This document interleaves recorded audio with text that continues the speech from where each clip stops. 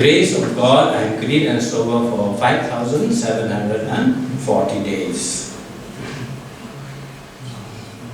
This is not the first time I was told you. I couldn't remember the fifth time.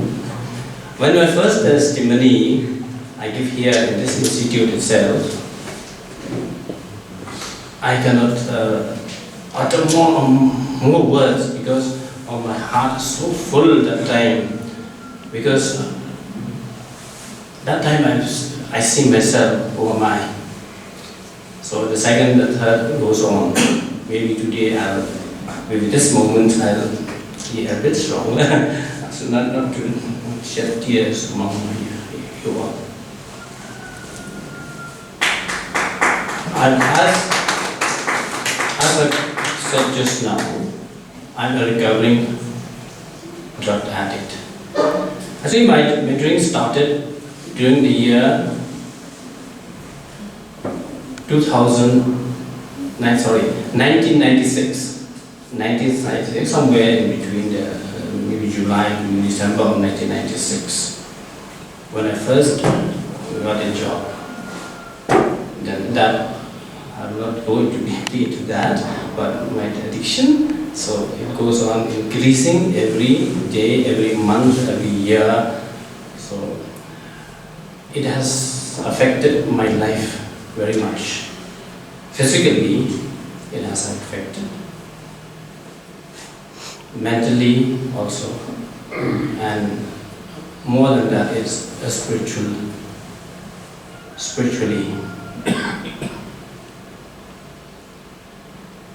I have done things which I ought not to have done, but the addiction made me so. When I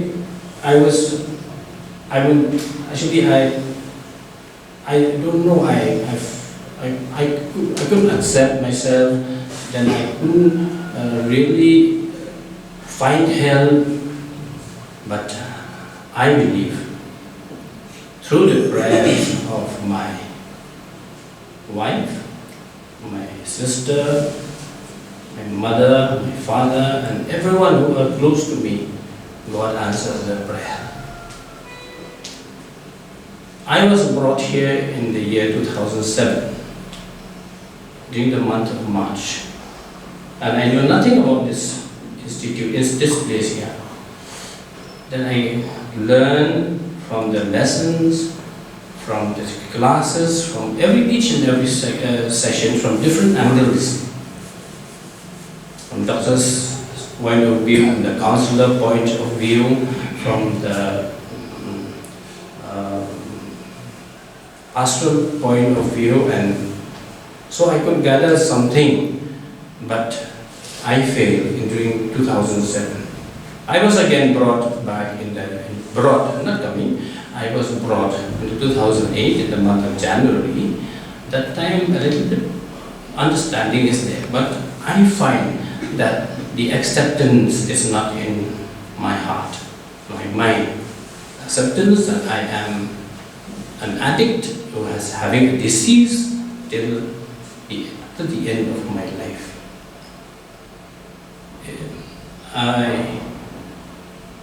From this institute, I have learned, number one, humility. To know, to accept myself.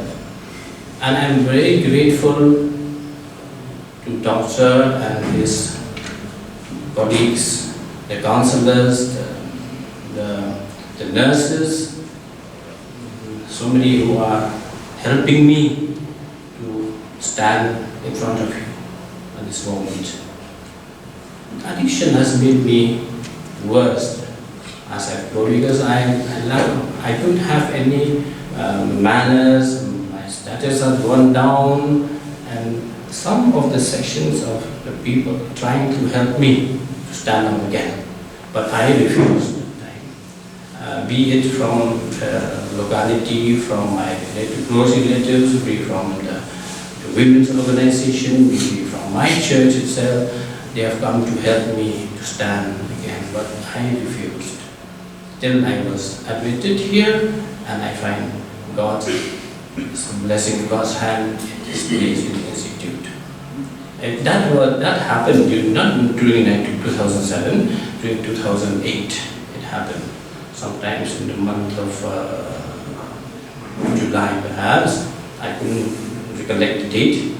I was asked by Dr. Santi's name, how I feel at the time, then what is the purpose of staying away from this alcohol which I have taken. I replied to him that I feel very pity for my daughter. She's growing up, and my wife as well. I feel pity about them, so I might need to change. Then that very day, before I go to sleep, because here we were taught to pray in the morning and the evening and the night. So I prayed the central prayer. I used to pray the central prayer just very meaningfully. And I heard this voice sounding somewhere, it's for you. Then I get up, then I sit for a while, and I pray again. Then from that moment itself, I accept that I'm a recovering person, I'm an addict, I have a disease till the end of my life. But there are certain things which have been taught to arrest that, and how to walk. We have the 12 steps program towards the healthiness. We have those are the guidelines which I can walk. I can walk till every day. So I'm very indebted to the Institute every Saturday for the counseling session, and I find it helps me very much. That's all I can say at this very moment. Thank you very much. My name is Ferlison. I'm a recovering drug addict. By the grace of God, I'm now clean for 1,529 days. That is full and 4 years, 2 months. And this is my story. I am 23 years old. I was born and raised in Shillong. At the age of 15, I was smoking ganja, then light tobacco daily, multiple times a day. Smoking ganja helped me forget who I was. Since that first hit, I love it. That's exactly what I wanted at that point in my life. And soon found out that everyone around me was drinking alcohol, so I thought I would try it. The truth is, I didn't like drinking, but it was socially acceptable, so I drank as much as I could. At the age of 17, I began to wonder, I began to realize I was not good at school or sports. So what am I going to do with my life? I was hanging around with the wrong people and started to use heroin for the first time. One of my mistakes was bringing this substance to class to share it with my classmates who has never taken drugs. And it was my fault that I dragged him into it, but I'm grateful he got out of drugs before me.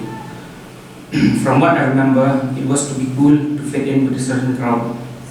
As far as I could remember, I didn't fit in with anyone and wanted to be part of something.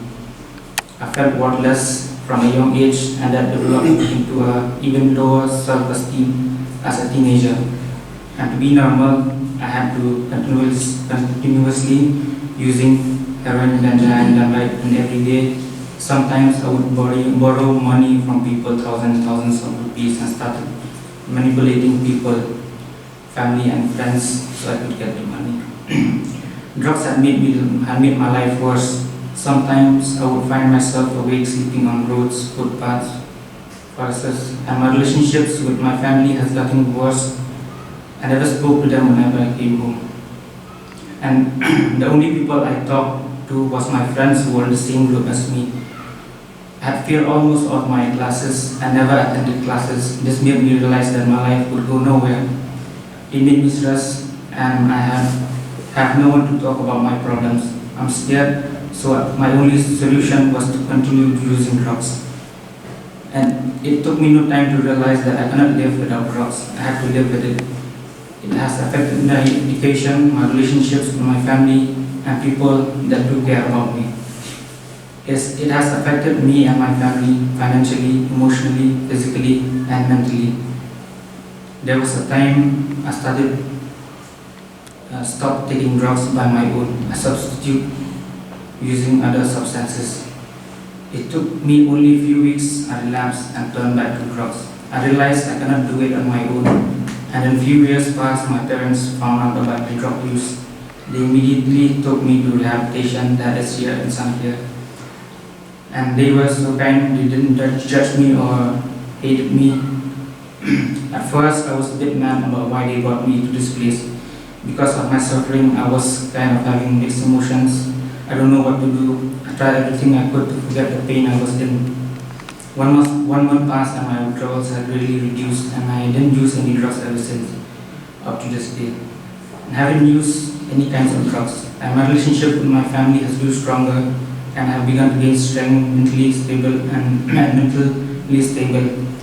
But in the process of recovering, I've experienced many things like hallucinations and thoughts, and or seeing things that aren't there, and hearing voices telling me to things to hurt myself and my family, things that aren't there.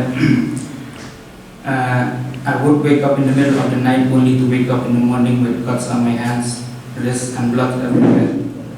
And I started having depression and many negative thoughts. I'm always afraid to face people when talking most of the time. I'm always at home, mostly spending time alone, because I always have that feeling people are always watching me and judging me. And slowly I got over it by the help of the doctors and counselors.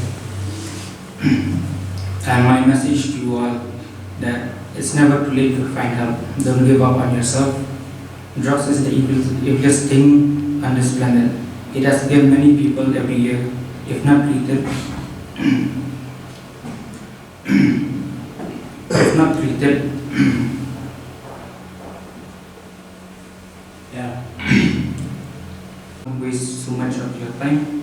And I would like to thank Dr. Sani Sim for letting me share my story with you, and he and his staff has helped me a lot in these past few years. I couldn't do it on my own, especially my family who never gave up on me at all. And I hope you find something valuable from this story, and I hope you learn something from it. And I hope it helped you with whoever you are struggling with addictions. And to those who haven't used the drugs, remember all the people that has dealt with this problem, and to avoid this is to never take the first shot or the first sip. It will ruin your life as it has ruined my teenage years. Thank you.